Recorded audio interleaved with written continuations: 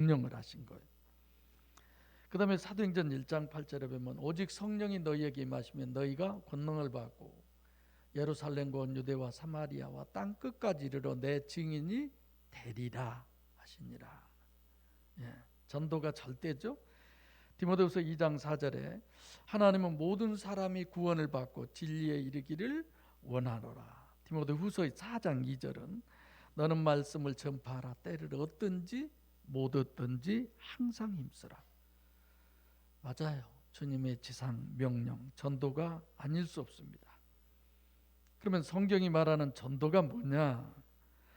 주님이 교회가 하라고 하신 전도는 신본적이어야 돼요. 다시 말하면 영혼을 구원하기 위한 전도여야지 육신을 구원하기 위한 전도는 아닙니다.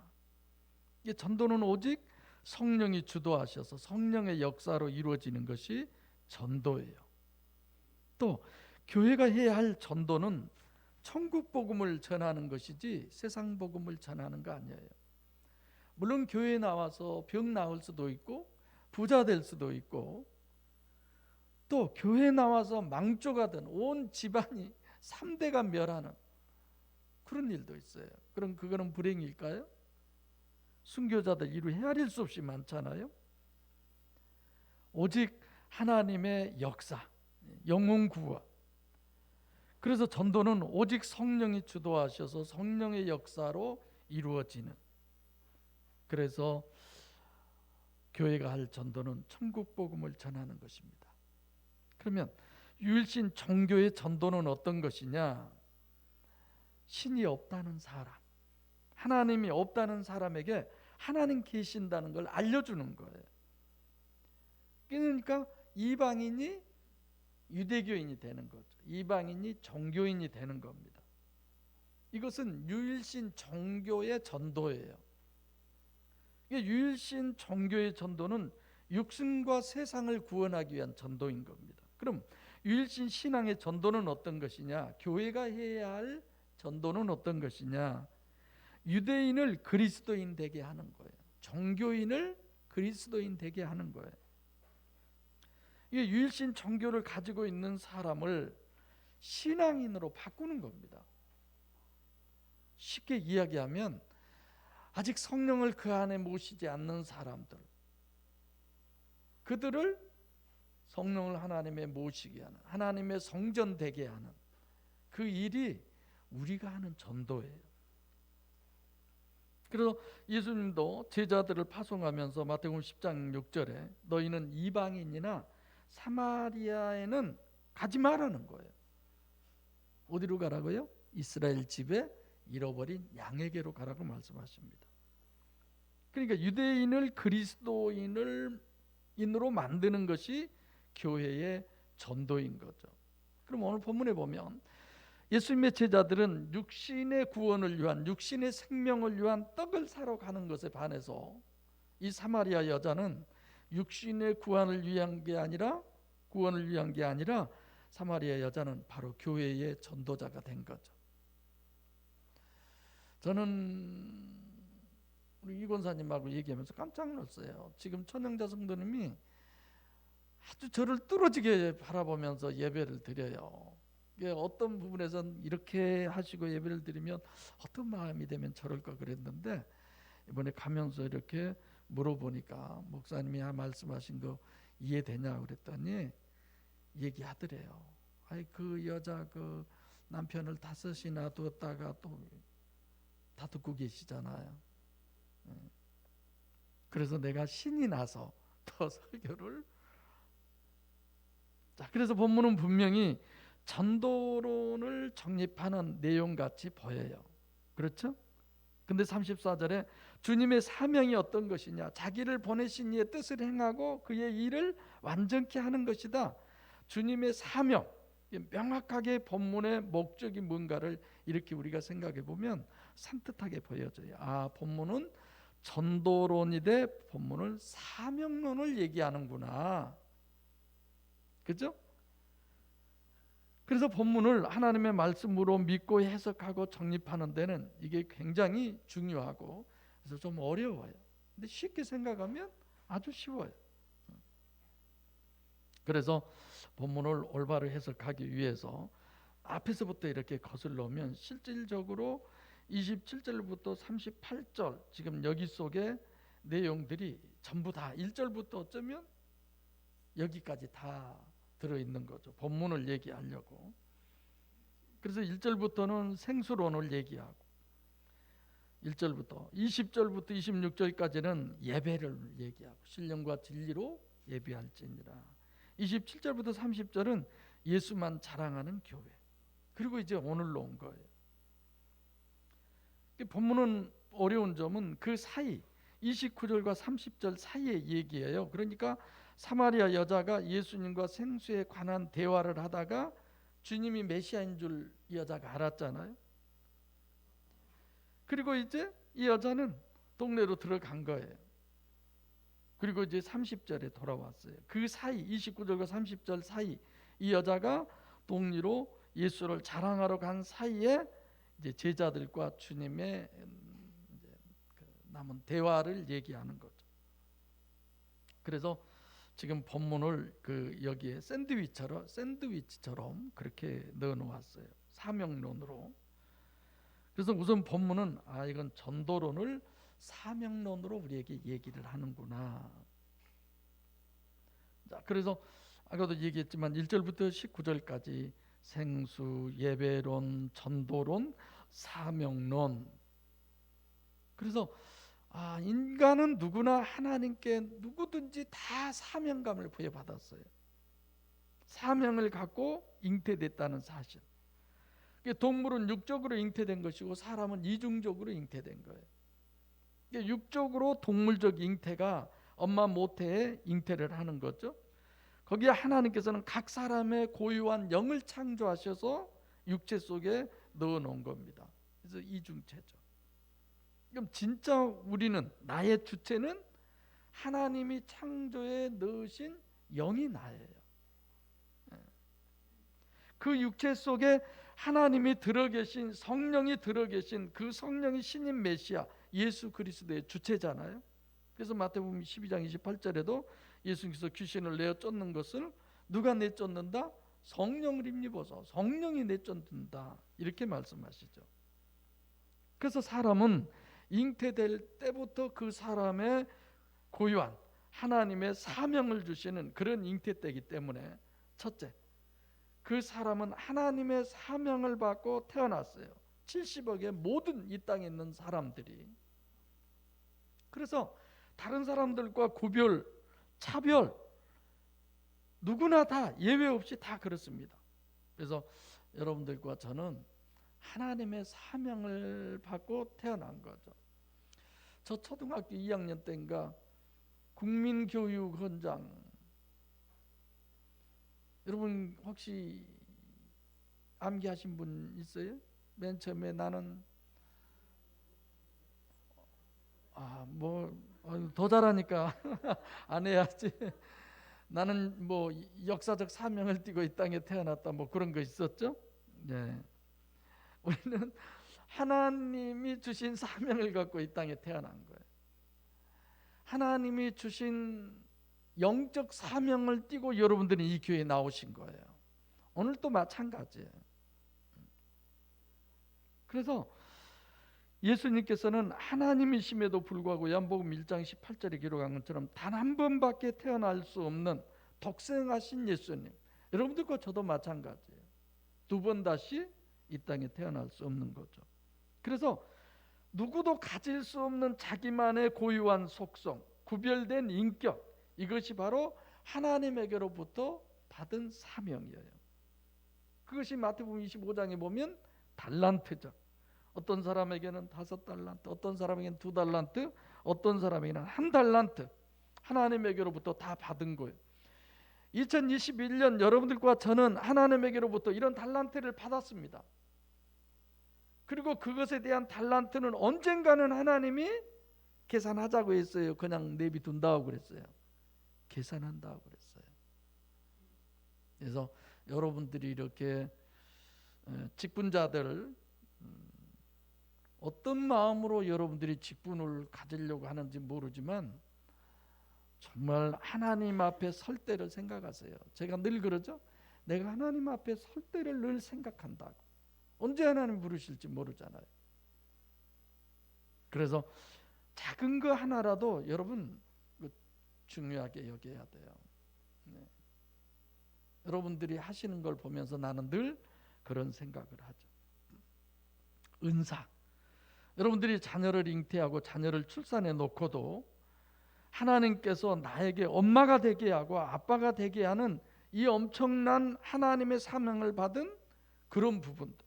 그러니까 그런 귀한 사명을 받은 자를 우리에게 맡기신 거잖아요. 양육하라고. 보통 중요한 문제가 아니죠. 하나 더 생각할 게 있어요. 디모데후서 2장 20절에 여러 가지 그릇이 있습니다.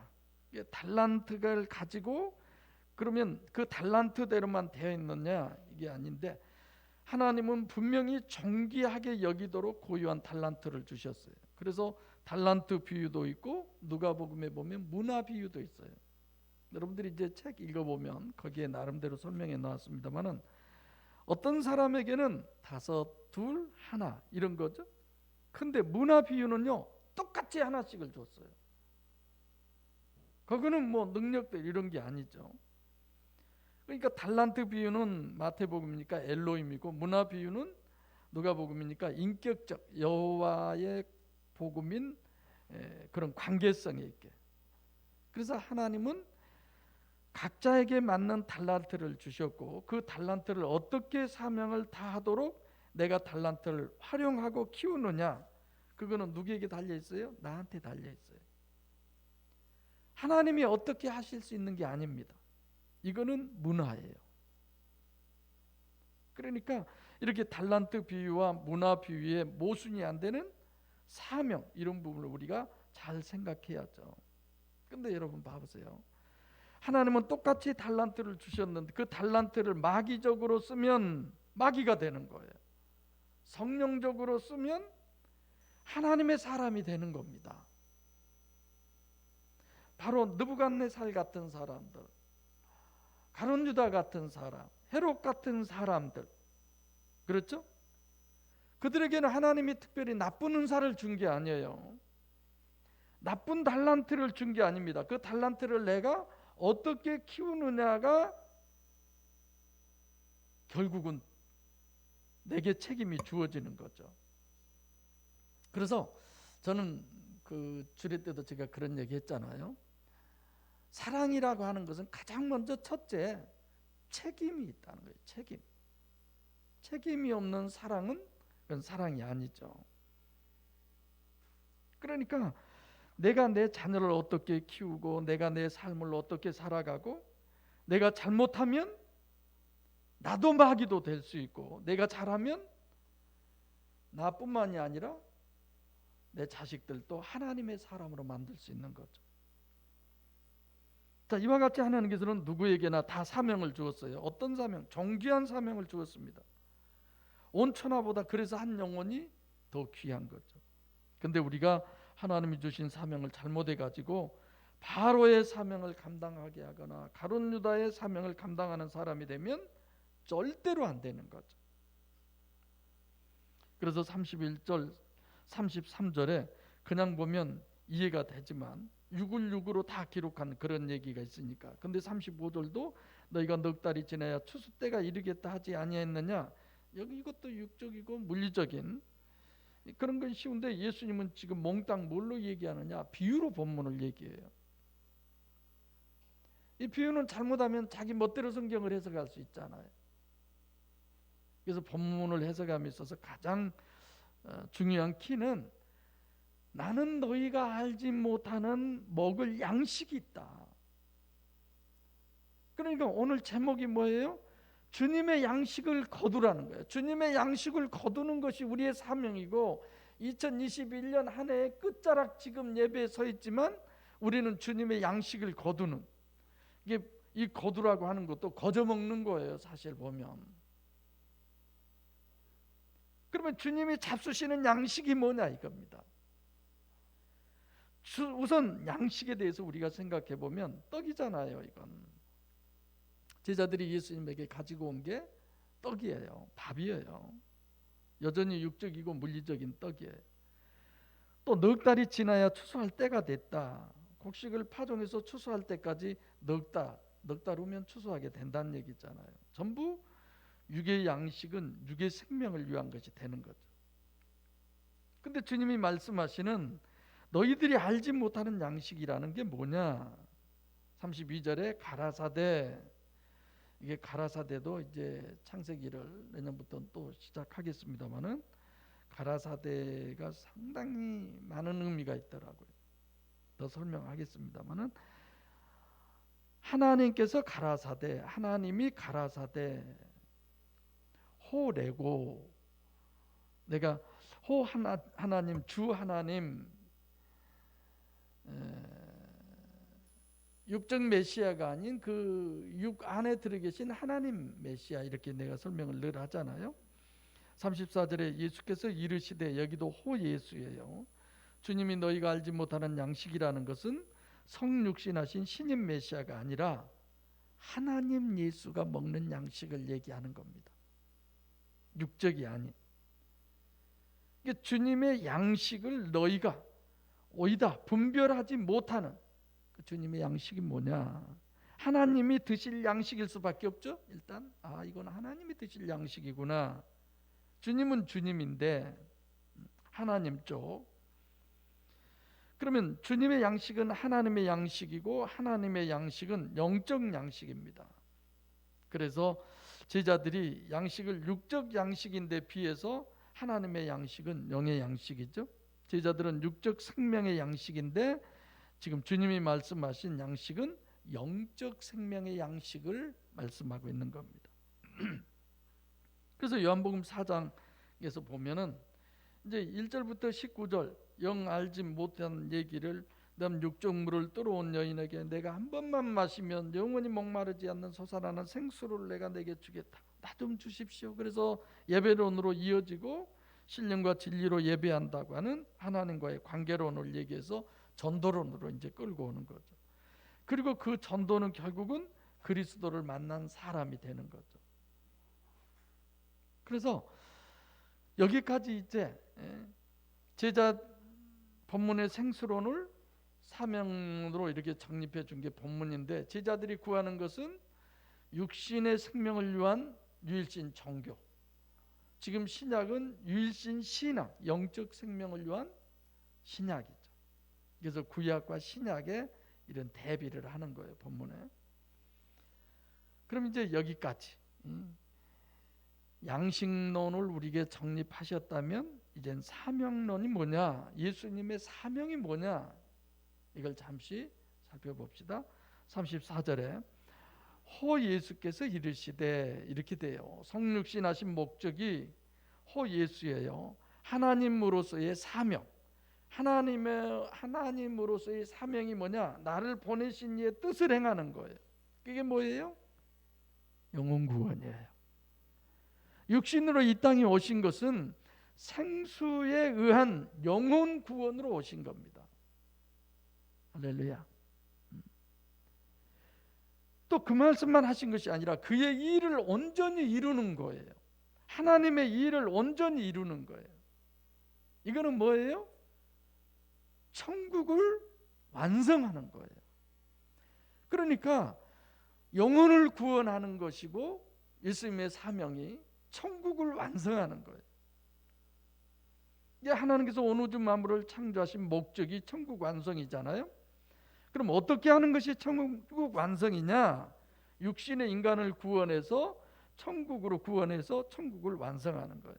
34절에 다 들어있는 거죠. 그러니까 예수님을 육신으로 해석할 수 없도록 영혼을 구원하러 오신 것이고 하나님의 천국 완성, 이것이 주님의 사명이다, 그런 거죠. 자, 그러면 제자들의 사명을 생각해 볼까요? 넉 달 동안의 물리적 시간이 있어야 돼요. 그렇죠? 파종에서 거두는 데까지 넉 달. 농부의 농사 일이죠. 다른 사람들은 노력하고 너희들은 노력한 것에 참여만 하면 된다고 예수님이 그렇게 말씀하셔요. 다른 사람의 노력이 뭐예요? 하여튼 뭔가를 했어요. 추수로 하면 농사 짓는 사람들, 다시 말하면 구약의 유일신 종교예요. 사람이 노력하고 애쓰고 끊고 자르고, 그게 구약의 사명입니다. 유일신 복음의 사명은 구약의 사명이 없는 게 아니라 우리들에게도 구약의 사명이 있어요. 본문도 너희는 다른 사람이 노력한 것에 참여했다고 그렇게 얘기하잖아요. 다른 사람은 뭐라고 그럴까요? 구약에는 자기 의지와 결단과 노력으로 해야 되잖아요. 이걸 지금 농사로 예수님이 비유해서 말씀하고 있는 겁니다. 그야말로 막 밭을 갈고 씨를 뿌리고 1년 내내 막 4개월 동안 농사를 짓고 수고하고 이런 구약. 그럼 너희들은 남이 수고한 것에 참여해라. 응? 자기들은 수고한 게 별로 없어요. 신약은 남이 다 농사 지어 놓은 것을 거두기만 하면 돼요. 그래서 반드시 구약이 있어야 돼요. 요 근래 생각한 게 예수님은 다른 게 아니라 모세 오경을 업고 오셨구나. 그렇게 제가 보여지더라고요. 구약은 구약의 사명이 있습니다. 그리고 지금 추수자, 이건 신약이죠. 그리스도인의 사명은 뭐냐? 농사 짓는 일에 참여만 하면 돼요. 남이 다 해놓은 것 공짜로 거두기만 하면 돼요. 그래서 예수님은 천국은 어떤 자의 것이라고요?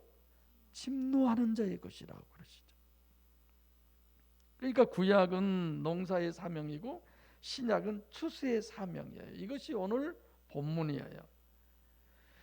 예수 피로 죄사함 받고 결단하고 노력하고, 이건 구약이에요. 농사 일을 하는 거예요. 신약은 농사를 다 지어놓은 걸 챙기기만 하면 돼요. 그래서 오직 믿음이라는 겁니다. 그것이 오늘 본문의 이 사마리아 여인이에요. 사마리아 여인은 물동이를 버리고 수고한 것은 이제 끝났어요. 생수를 준비해 놓은 것에 끼어들기만 하면 돼. 숟가락 하나만 더 넣으면 돼요. 다 차려진 밥상에. 구약의 복음의 사명이 있어요. 신약의 복음의 사명이 있어요. 마찬가지로 주님의 사명이 있어요. 주님의 사명을 띠고 오셨으니까 그게 뭐예요? 교회의 사명이 되는 거예요. 목사가 받은 사명이 있고 여러분들은 받은 사명이 있고, 헌금 기도자가 사명이 있고, 대중 기도하는 자의 사명이 있고, 사회자의 사명이 있고, 반주자의 사명이 있고, 그렇잖아요. 수고 많이 하죠, 신하 집사. 받을 상급이 많은 기회를 얻는 거죠. 네, 그런 거예요. 제가 광주 와서 얼마 안 됐을 때, 옛날 얘기하면 승 집사가 끼어들지만 안재욱 집사님 딸이 있어요. 이름이 안미진 그런 것 같아요.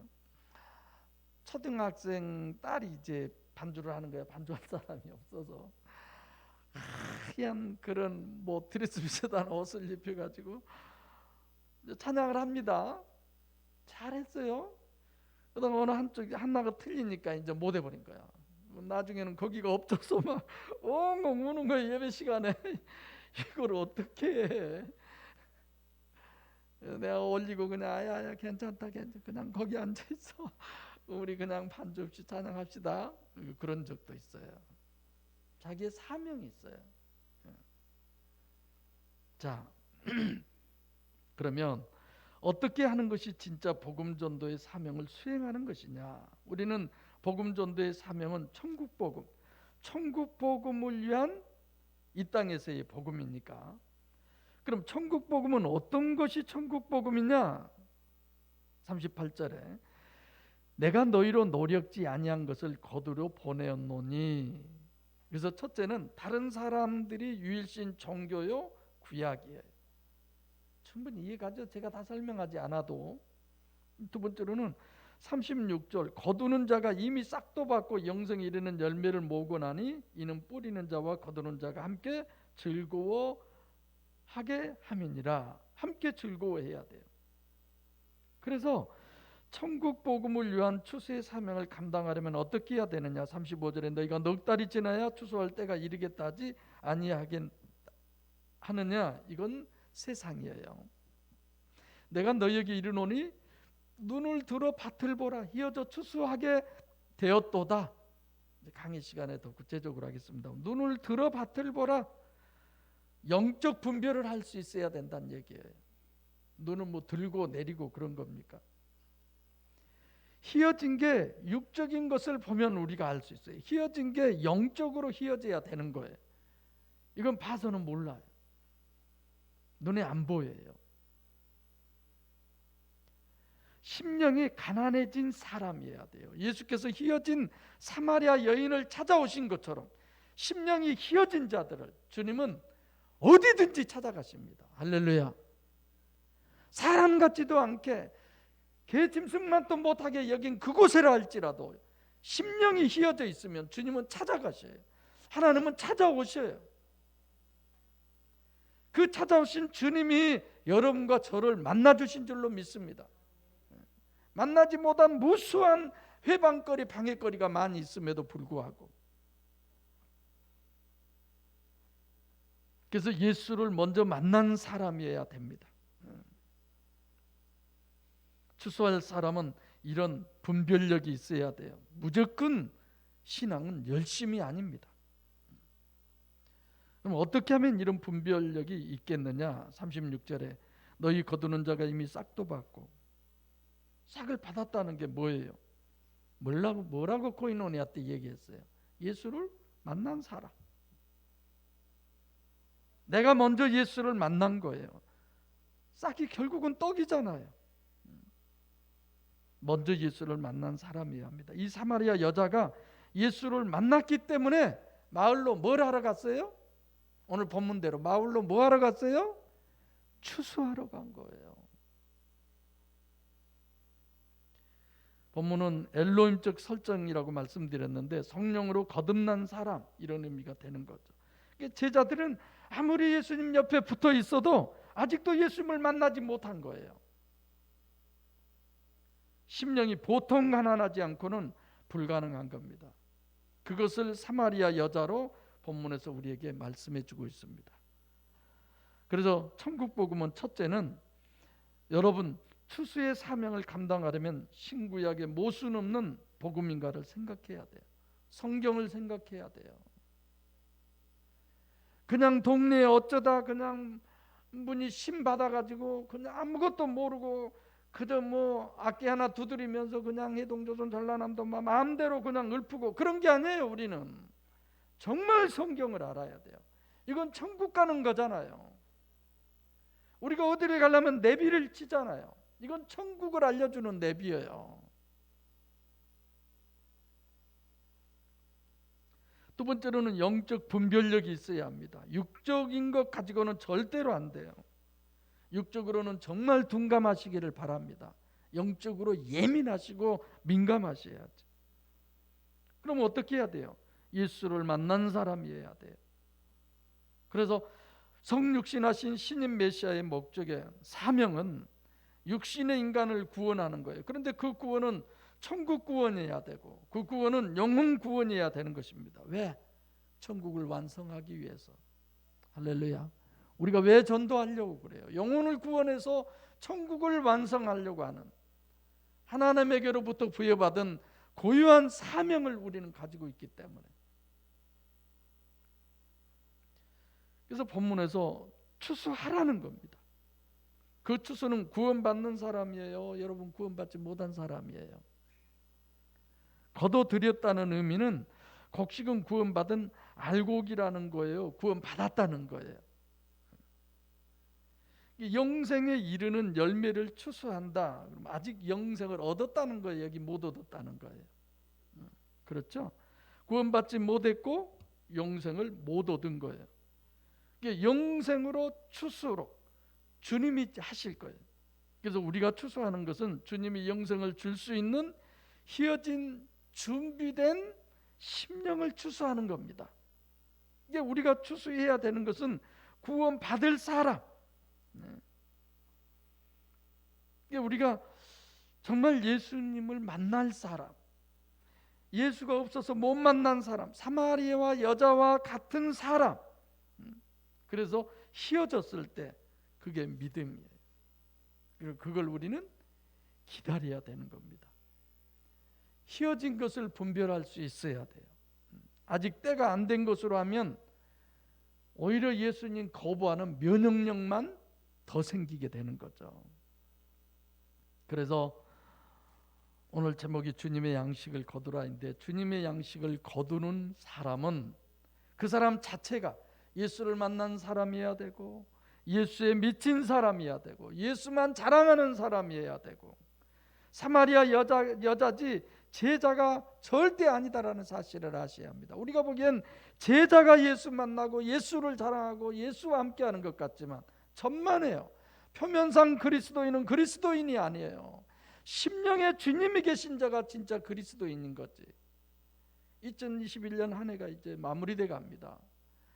한 해의 시작에 우리가 어떤 마음을 먹었어요? 아마 어쩌면 코로나로 인해서 많은 교회들이요, 우리 교회는 30%가 떨어졌네, 우리 교회는 50%가 떨어졌네, 어떤 교회는 아예 교회 문을 닫아버리는 게 수두룩하답니다. 근데 우리 교회는 늘어났어요. 어찌됐건 제 발로 걸어왔어도. 여러분 스스로의 심령 안에도 다른 어떤 것보다도 하나님으로 가득히 채워주시기를 바랍니다. 유일신 신앙으로 거듭난 사람이어야지 유일신 정교레스의 열심은 아닙니다. 오늘 본문을 보면서 정말 주님은 여러분과 저를 부르신 게 맞습니다. 그리고 마땅하다고 생각합니다. 영생에 이르는 열매를 모으라고 우리를 보내셨습니다. 이 말은 영생에 이를 수 있는 열매만 모아라, 다른 거 말고. 그렇죠? 기회는 평생에 딱 한 번밖에 없습니다.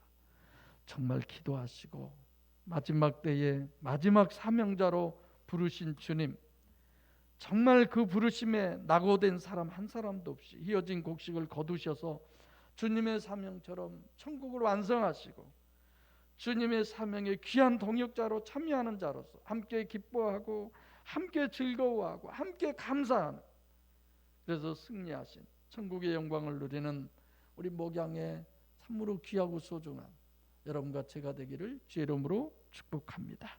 기도하시겠습니다.